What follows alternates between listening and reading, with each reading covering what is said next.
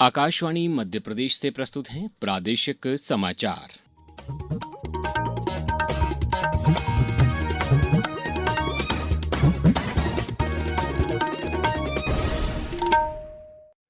नमस्कार, समाचारों के साथ मैं अभिषेक कटियार। सबसे पहले इस बुलेटिन के मुख्य समाचार। राष्ट्रपति द्रौपदी मुर्मू के उत्तरी मैसेडोनिया दौरे में व्यापार और निवेश समेत कई क्षेत्रों में सहयोग बढ़ाने पर सहमति। विधानसभा में भारी हंगामे और विपक्ष के कड़े विरोध के बीच समान नागरिक संहिता बिल पास। प्रदेश के वित्त मंत्री जगदीश देवड़ा ने सदन में 7,765 करोड़ रुपए से अधिक का अनुपूरक बजट पेश किया। कल होगी विस्तृत चर्चा और 2 से 3 हफ्ते की सुस्ती के बाद प्रदेश में मानसून फिर सक्रिय। 30 से अधिक जिलों में अच्छी बारिश। अब समाचार विस्तार से। राष्ट्रपति द्रौपदी मुर्मू उत्तरी मैसेडोनिया के दौरे पर हैं। स्कोप्जे में राष्ट्रपति गोर्डाना सिल्जानोवस्का दावकोवा के साथ बातचीत के बाद राष्ट्रपति मुर्मू ने कहा कि दोनों देशों ने साझा लोकतांत्रिक मूल्यों पर आधारित अपने संबंधों को और मजबूत किया है। दोनों पक्ष व्यापार, निवेश, आईटी, कृषि, फार्मास्यूटिकल, पर्यटन और फिल्म निर्माण जैसे क्षेत्रों में सहयोग बढ़ाने पर सहमत हुए हैं। इस मौके पर स्कोप्जे संग्रहालय में महात्मा गांधी की प्रतिमा का संयुक्त रूप से अनावरण भी किया गया। प्रधानमंत्री नरेंद्र मोदी ने कहा है कि भारत का सूक्ष्म खाद्य प्रसंस्करण क्षेत्र खासतौर पर महिलाओं को ध्यान में रखते हुए जमीनी स्तर पर उद्यमता को बढ़ावा दे रहा है। प्रधानमंत्री ने सोशल मीडिया पर केंद्रीय खाद्य प्रसंस्करण मंत्री चिराग पासवान का एक लेख साझा किया। उन्होंने कहा कि प्रधानमंत्री माइक्रो फूड प्रोसेसिंग एंटरप्राइज योजना सस्ती फाइनेंसिंग टेक्नोलॉजी, ब्रांडिंग और मार्केट लिंकेज के जरिए छोटे उद्यमों को औपचारिक रूप दे रही है। मंत्री चिराग पासवान ने अपने लेख में बताया कि इस योजना के तहत अब तक 2 लाख से अधिक क्रेडिट मंजूर किए जा चुके हैं। विधानसभा में आज मानसून सत्र के दूसरे दिन सदन में भारी हंगामे और विपक्ष के कड़े विरोध के बीच समान नागरिक संहिता यानी यूसीसी बिल पास हो गया। विपक्ष के नेताओं ने बिल को प्रवर समिति के पास भेजने की मांग की, लेकिन सरकार ने ये मांग खारिज कर दी। इसके बाद कांग्रेस विधायक सदन के बीच में पहुंचकर नारेबाजी करने लगे और कार्यवाही 2 बार स्थगित करनी पड़ी। विपक्ष के वॉकआउट के प्रयासों के बावजूद विधानसभा अध्यक्ष नरेंद्र सिंह तोमर ने कार्यवाही जारी रखी और सरकार ने बहुमत के बल पर बिल पास करा लिया। महामहिम राष्ट्रपति की मंजूरी के बाद हमारा राज्य उस श्रेणी में खड़ा होगा जहां एक से ज्यादा विवाह करने में अपराध होगा। केवल विवाह नहीं, उत्तराधिकार के मामले में जो पुरुष का अधिकार रहेगा वो महिलाओं का अधिकार रहेगा। लिविंग रिलेशन में भी 1 महीने से कम समय में जो आयु विवाह की है 21 वर्ष और 18 वर्ष, उसका कोई उल्लंघन करेगा या विवाहेतर संबंध बनाने के लिए लिव इन इत्यादि की व्यवस्था में दुरुपयोग करेगा, उसको 5 साल के लिए जेल में डाला जाएगा। विधानसभा के मानसून सत्र में वित्तीय वर्ष 2026-27 का पहला अनुपूरक बजट पेश किया गया। उप मुख्यमंत्री एवं वित्त मंत्री जगदीश देवड़ा ने सदन में 7,765 करोड़ रुपए से अधिक का ये बजट प्रस्तुत किया। इस पर कल सदन में विस्तृत चर्चा होगी। बजट में सबसे अधिक 3,000 करोड़ रुपए नर्मदा घाटी विकास विभाग को सिंचाई परियोजनाओं के लिए दिए गए हैं। वहीं सड़क निर्माण के लिए लोक निर्माण विभाग को 1,300 करोड़ रुपए मिलेंगे। किसानों को राहत देने के लिए भावांतर योजना के लिए 313 करोड़ रुपए का प्रावधान किया गया है। इसके अलावा शिक्षा, पर्यटन, पुलिस आधुनिकीकरण और परिवहन सेवाओं के लिए भी अतिरिक्त राशि का प्रावधान किया गया है। मुख्यमंत्री डॉक्टर मोहन यादव ने आज Paras defence and space technology private limited के मैनेजिंग डायरेक्टर मंजुल शरद शाह से सौजन्य मुलाकात की। इस दौरान कंपनी ने प्रदेश में सेमीकंडक्टर परियोजना स्थापित करने के लिए 6,200 करोड़ रुपए के निवेश की मंशा व्यक्त की। इस परियोजना से प्रदेश में करीब 2,500 से अधिक प्रत्यक्ष रोजगार के अवसर सृजित होने की संभावना है। इस भेंट के दौरान मध्य प्रदेश शासन और कंपनी के बीच निवेश संबंधी सहमति पत्र पर भी हस्ताक्षर किए गए। अब समाचारों में वक्त है एक ब्रेक का।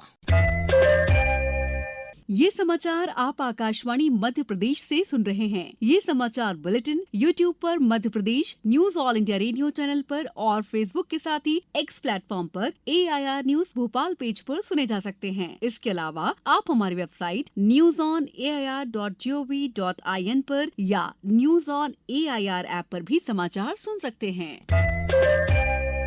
समाचारों में पुनः आपका स्वागत है। मुख्यमंत्री डॉक्टर मोहन यादव ने आज वीडियो कॉन्फ्रेंसिंग के जरिए बड़वानी में आयोजित बलराम कृषि महोत्सव में किसानों को संबोधित किया। प्रदेश में वर्ष 2026 को कृषक कल्याण वर्ष के रूप में मनाया जा रहा है और इसी के तहत अलग अलग जिलों में कृषि महोत्सव आयोजित किए जा रहे हैं। इस महोत्सव में किसानों को आधुनिक खेती, ड्रोन तकनीकी, जैविक खेती और स्मार्ट सिंचाई के बारे में जागरूक किया गया। केंद्र सरकार के जल शक्ति मंत्रालय ने कैच द रेन नाम से एक राष्ट्रव्यापी अभियान जल संरक्षण का शुरू किया है, जिसका उद्देश्य मानसून से पहले और मानसून के दौरान बारिश के जल के संचयन को बढ़ावा देना है। इस अभियान का नारा है, बारिश का पानी जहां गिरे और जब गिरे वहीं सहेजें। अभियान के तहत छतों पर रेन वाटर हार्वेस्टिंग सिस्टम लगाने, पुराने तालाबों, कुओं और बावड़ियों के जीर्णोद्धार तथा रिचार्ज पिट और चेक डैम बनाकर भूजल रिचार्ज करने पर विशेष जोर दिया जा रहा है। इसी विषय पर कल सुबह 9:30 बजे आकाशवाणी के खास कार्यक्रम प्रदेश की सुर्खियों में सुनना न भूलें। इस कार्यक्रम में हमारे साथ प्रसिद्ध सामाजिक कार्यकर्ता एवं जल संरक्षणवादी उमाशंकर पांडे रहेंगे।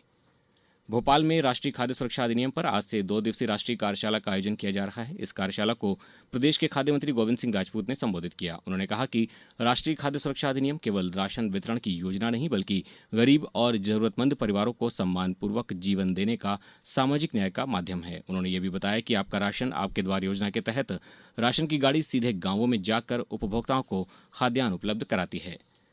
कांग्रेस की वरिष्ठ नेता मीनाक्षी नटराजन ने प्रदेश से राज्यसभा चुनाव में अपना नामांकन रद्द किए जाने के फैसले को जबलपुर उच्च न्यायालय में चुनौती दी है। नटराजन आज जबलपुर पहुंची और निर्धारित 45 दिनों की समय सीमा के भीतर चुनाव याचिका दाखिल की। उनका आरोप है कि रिटर्निंग ऑफिसर ने बिना किसी ठोस कानूनी आधार के उनका नामांकन पत्र रद्द किया था। 9 जून को फॉर्म 26 में कथित जानकारी छिपाने का हवाला देकर उनका नामांकन रद्द किया गया था, जिसके बाद चुनाव निर्विरोध हो गया था। वहीं दतिया विधानसभा उपनिर्वाचन 2026 को लेकर जिला प्रशासन ने तैयारियां पूरी कर ली हैं। मतदान कर्मियों, 283 माइक्रो ऑब्जर्वरों और महिला मतदान दलों को प्रशिक्षण दिया जा चुका है। केंद्रीय सुरक्षा बल के जवानों के साथ ग्रामीण क्षेत्रों में संयुक्त फ्लैग मार्च निकाला गया और असामाजिक तत्वों को कड़ी कार्रवाई की चेतावनी दी गई। मतदान दिवस पर दतिया विधानसभा क्षेत्र और उससे लगे 3 किलोमीटर के दायरे में शुष्क दिवस घोषित किया गया है। अनूपपुर जिले में कल से अमृत हरित महाअभियान और एक पेड़ मां के नाम योजना के तहत बड़े पैमाने पर पौधरोपण अभियान की शुरुआत होगी। जिले की 10 नगरीय निकायों में करीब 1,15,000 पौधे लगाए जाएंगे, जिसके अलावा वन विभाग की ओर से 3 लाख से अधिक पौधे अलग से रोपित किए जाएंगे। कलेक्टर हर्षल पंचोली ने बताया कि 24 जुलाई तक चरणबद्ध तरीके से अमरकंटक, जैथरी, अनूपपुर, बिजुरी और कोटमा सहित सभी नगरीय निकायों में पौधरोपण किया जाएगा। इंदौर में नशे से दूरी है जरूरी 2.0 अभियान के तहत एक बड़ा आयोजन किया गया है। यहां पर 8,534 लोगों ने मानव श्रृंखला बनाकर विश्व रिकॉर्ड बनाया। इससे पहले इंदौर पुलिस के नाम ही 7,100 लोगों की मानव श्रृंखला का रिकॉर्ड दर्ज था। वर्ल्ड बुक ऑफ रिकॉर्ड ने यह प्रमाण पत्र पुलिस आयुक्त संतोष कुमार सिंह को सौंपा। कार्यक्रम में विद्यार्थियों, खिलाड़ियों और आम नागरिकों ने नशे से दूर रहने की शपथ भी ली। अब बात करते हैं मौसम की। प्रदेश में 2 से 3 हफ्ते की सुस्ती के बाद अब मानसून फिर से सक्रिय हो गया है। पिछले 24 घंटों में भोपाल, जबलपुर, ग्वालियर समेत प्रदेश के 30 से अधिक जिलों में अच्छी बारिश दर्ज की गई है। सबसे अधिक 4.1 इंच बारिश राजगढ़ में हुई है, जबकि रायसेन में 2.5 इंच और उमरिया में 2 इंच बारिश रिकॉर्ड की गई। मौसम विभाग ने अगले 24 से 48 घंटों तक प्रदेश के कई हिस्सों में मध्यम से भारी बारिश जारी रहने की संभावना जताई है। उज्जैन में आज से 5 दिवसीय अंतर्राष्ट्रीय सम्मेलन शुरू हो गया है। यह सम्मेलन सम्राट विक्रमादित्य विश्वविद्यालय में IIT इंदौर के सहयोग से आयोजित किया जा रहा है, जिसका विषय भविष्य की तकनीकी और उन्नत पदार्थ विज्ञान है, जिसमें देश विदेश के कई वैज्ञानिक और शिक्षाविद हिस्सा ले रहे हैं। इस सम्मेलन में नैनो टेक्नोलॉजी और फार्मास्यूटिकल विज्ञान पर विशेषज्ञ व्याख्यान होंगे। प्रतिभागियों को IIT इंदौर की प्रयोगशालाओं का भ्रमण भी कराया जाएगा। वहीं खेल के समाचार में चीन ओपन बैडमिंटन प्रतियोगिता में भारत के HS प्रणॉय का अभियान पहले ही दौर में समाप्त हो गया। चांगझोऊ में आज खेले गए मुकाबले में HS प्रणॉय को मलेशिया के लियोन जून हाओ ने 21-10, 21-14 से हराया। वहीं पुरुष सिंगल्स में भारत की ओर से अब लक्ष्य सेन और आयुष शेट्टी अपनी चुनौती पेश करेंगे। महिला सिंगल्स में भारत की खिलाड़ी PV सिंधु का मुकाबला कल पहले दौर में उन्नति हुड्डा से होगा। देविका सिहाग भी महिला सिंगल्स में भारतीय चुनौती पेश करेंगी। अब कुछ समाचार संक्षेप में।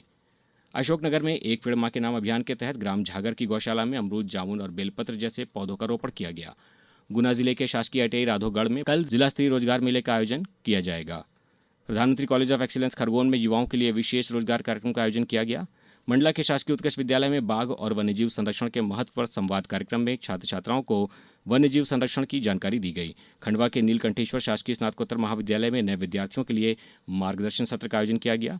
झाबुआ पुलिस के द्वारा जिले भर में नशे के खिलाफ जागरूकता अभियान के तहत विभिन्न प्रतियोगिताओं का आयोजन किया गया और धार जिले में दुग्ध समृद्धि संपर्क अभियान के तहत उप संचालक डॉक्टर राकेश सिंह सिसोदिया ने पशुपालकों से संवाद किया। अंत में मुख्य समाचार एक बार फिर।